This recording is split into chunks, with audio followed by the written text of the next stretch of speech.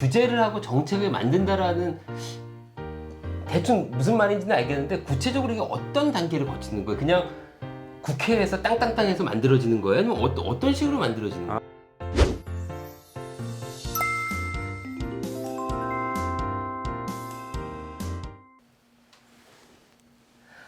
여러분 안녕하세요. 너때만 선생님입니다.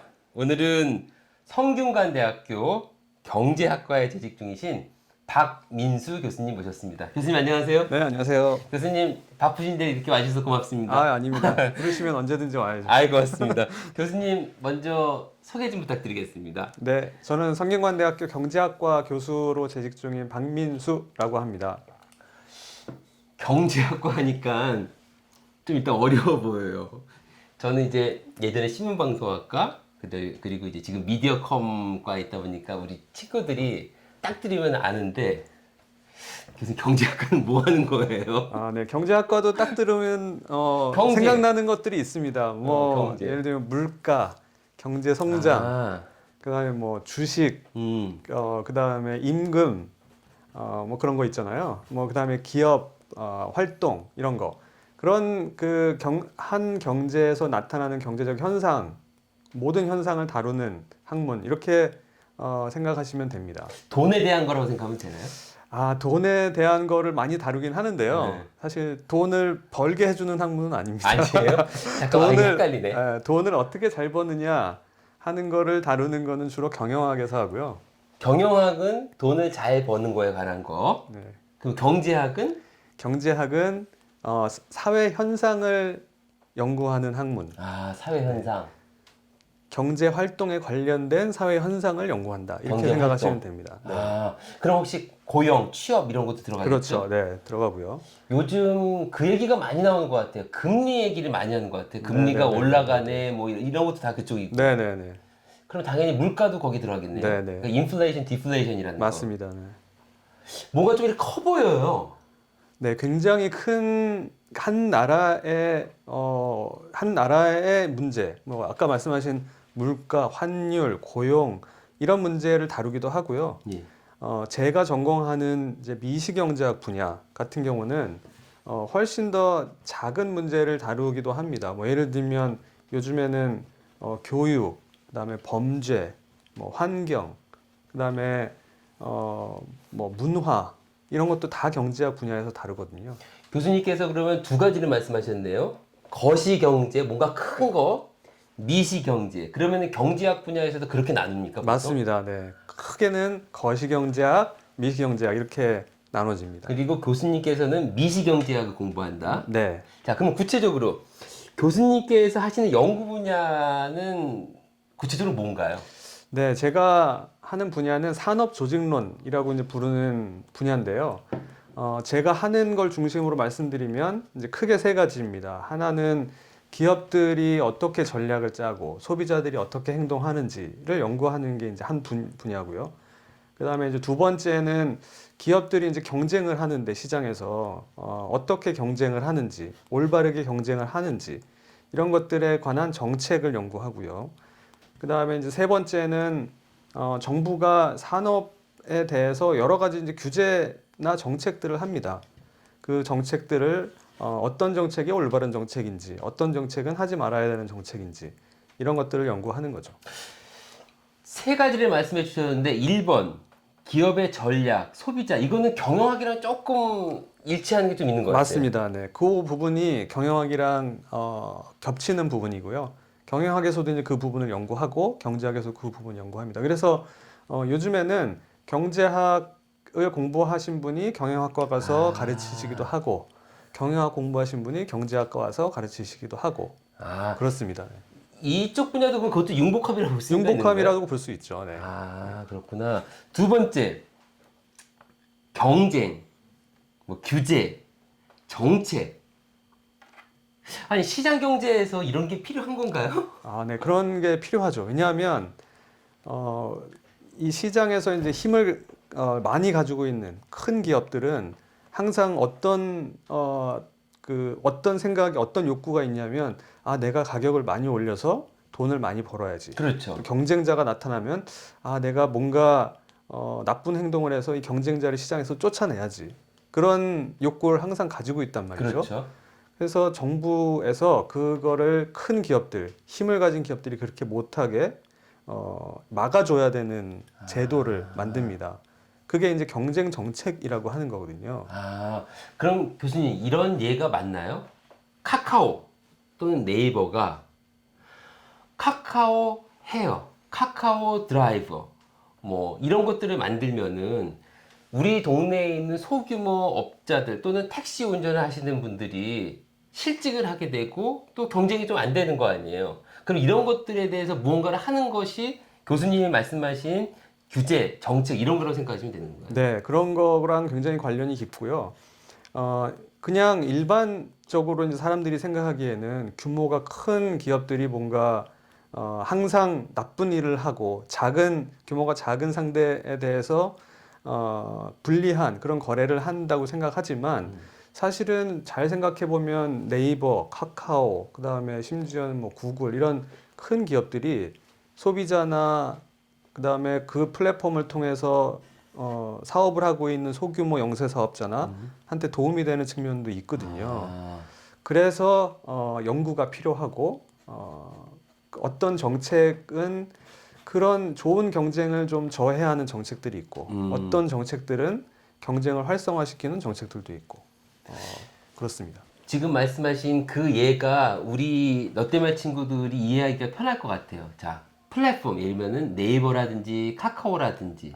자, 규제를 하고 정책을 만든다라는 대충 무슨 말인지는 알겠는데 구체적으로 이게 어떤 단계를 거치는 거예요? 그냥 국회에서 땅땅땅해서 만들어지는 거예요? 아니면 어떤 식으로 만들어지는 아, 네. 거예요? 국회에서 땅땅땅 만들어지기도 하고요. 그리고 그 규제를 하는 부처들이 있습니다. 우리나라 같으면 이제 공정거래위원회 혹시 들어보셨는지 모르겠지만 기업들 간에 반칙 쓰지 말고 공정하게 경쟁을 해라. 그다음에 반칙을 쓰면 처벌을 하게 하는 그런 부처가 있는데 그 부처에서 규제를 만들기도 하고 그다음에 이제 이 분야는 인터넷하고 관련된 분야이기 때문에 그 과학기술정보통신부라고 하는 부처가 있는데 거기서도 규제를 만들기도 하고 그렇습니다. 그러면 이런 부처에서 규제를 만들 때 교수님의 역할은 뭐예요? 제 역할은 규제를 만들려고 하는데 어떤 형태의 규제를 만들어야지 경쟁을 훼손하지 않고 소비자한테 가장 도움이 되는 정책인지를 자문을 해주는 거죠. 그럼 보통 정부에서 규제나 정책을 만들 때에는 자기네들이 그냥 만드는 게 아니라 이렇게 교수님과 같은 분을 모셔서 자문을 듣고 이런 과정을 거치게 돼 있나요? 거칩니다. 네, 많은 경우에 거치고요. 사실은 정부에서 뭔가 규제를 만들 때 여러 가지 단계를 거치는데 뭐 그 규제개혁위원회라고 하는 게 있어요. 그래서 이 규제가 원래는 이제 정부가 가급적이면 시장에 개입을 안 하고 규제를 안 하는 것이 좋잖아요. 예. 이게 꼭 필요한 규제인지 아닌지 이런 것들도 심사하고 그 다음에 규제를 만들려고 할 때 그 전에 이해 관계가 얽힌 사람들의 의견을 공개적으로 청취하기도 하고 뭐 그런 절차를 거칩니다. 근데 그 과정에서 저도 이제 거기 그런데 참여해서 의견 전달하고 그 다음에 그 정책을 만드는 바탕이 되는 이제 이론들을 연구하고 이런 일을 하는 거죠. 교수님 말씀 들어보니까 두 개 질문하고 싶은 게 있어요. 하나는 교수님이 하셨던 것 중에서 소개시켜 주실 게 있는지 그거 하나하고 혹시 전 세계 사례 중에서 이런 사례는 한번 알아두면 좋을 것 같다라는 게 혹시 있는지 해서 두 가지 정도? 네, 제가 많이 하는 일들 중에 하나가 이제 기업들이 반칙을 쓰는 경우 중에 대표적인 경우가 뭐냐면 기업들 간에 서로 이제 경쟁을 서로 하고 가격을 최대한 낮춰서 경쟁을 하거나 아니면 좋은 물건을 만들어서 제품의 품질을 높여서 경쟁을 해야 되는데 이 기업들이 경쟁을 하지 않고 서로 짬짬이 일을 하는 거죠. 우리 가격 경쟁하지 말고 가격을 높게 받읍시다. 라고 모여가지고 이제 모의를 합니다. 그거는 담합이라고 부르는데 담합을 하게 되면 당연히 이제 가격이 경쟁하는 것보다 훨씬 높으니까 소비자가 피해를 받을 거잖아요. 안 좋죠. 네. 그래서 그거에 대해서는 강하게 처벌을 하거든요. 그래서 담합이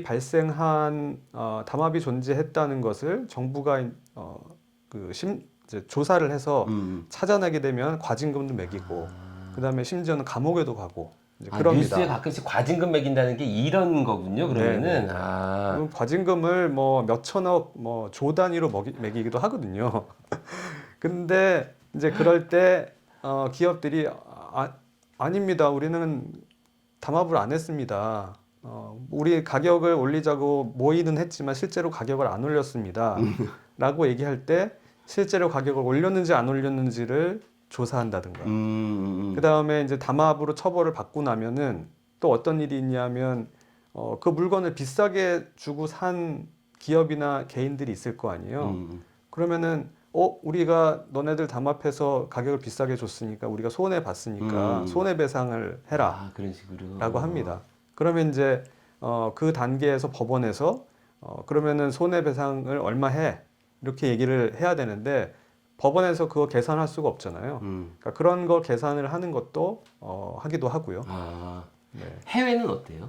해외도 그런 담합 사례가 많고요. 그다음에 처벌도 많이 합니다. 뭐 구글이라든지 마이크로소프트라든지 이런 기업도 적용이 돼요? 구글, 마이크로소프트 요즘에 글로벌 플랫폼 기업들에 대한 규제 얘기가 굉장히 나라마다 많고요. 우리나라도 많습니다. 근데 구글이나 페이스북이나 뭐 애플이나 아마존 이라고 그런 큰 기업들을 규제를 하는 이유는 그런 방금 전에 이제 정동훈 교수님께서 말씀하신 그 플랫폼 기업들은 한번 그 규모가 커지기 시작하면 계속 점점 규모가 커집니다. 그렇죠. 카카오, 네이버, 쿠팡 지금 이런 것 같아요. 네, 배달의 민족 네. 이런 거. 그게 왜냐하면은 그런 플랫폼들이 어떤 성격이 있냐면 내 친구가 카카오를 쓰면 나도 카카오를 쓰는 게 좋고 나는 다른 SNS를 쓰고 싶지만 나만 쓰고 내 친구들은 아무도 안 써. 맞아요. 그러면 그걸 안 쓰게 되잖아요. 맞아요. 그래서 사람들이 많이 모이는 플랫폼에 점점 더 사람들이 많이 모이는 그런 특성이 있거든요. 그래서 플랫폼이 한번 커지기 시작하면은 계속 커지려고 하는 성격이 있습니다. 그래서 지금 뭐 구글, 아마존, 뭐 페이스북 같은 게 다 그렇게 컸거든요. 근데 그렇게 크고 나니까 새로운 기업들, 더 좋은 서비스나 혁신성을 가지고 있는 기업들이 시장에 들어와서 경쟁할 수가 없는 거예요. 스타트업을 만들어서 그와 같은 거 하고 싶은데 네. 그걸 못 한다. 왜냐면 워낙 거대 기업이 있으니까. 워낙 거대 기업이 있고 다른 사람은 다 구글 예를 들면 쓰고 있는데 나 혼자만 새로운 서비스가 굉장히 좋긴 한데 뭐 친구들은 다 페이스북 쓰고 있는데 나 혼자 뭐 정동훈닷컴을 쓴다. 그러면 다른 사람하고 뭐 소통을 하거나 이럴 수가 없잖아요. 안 되겠죠. 정동훈닷컴이 아무리 좋아도. 서비스가 좋아도 기술적으로 훌륭해도. 그렇죠. 그래서 지금 그런 상황에 와 있다라고 많은 사람들이 생각을 하고 있는 것 같아요.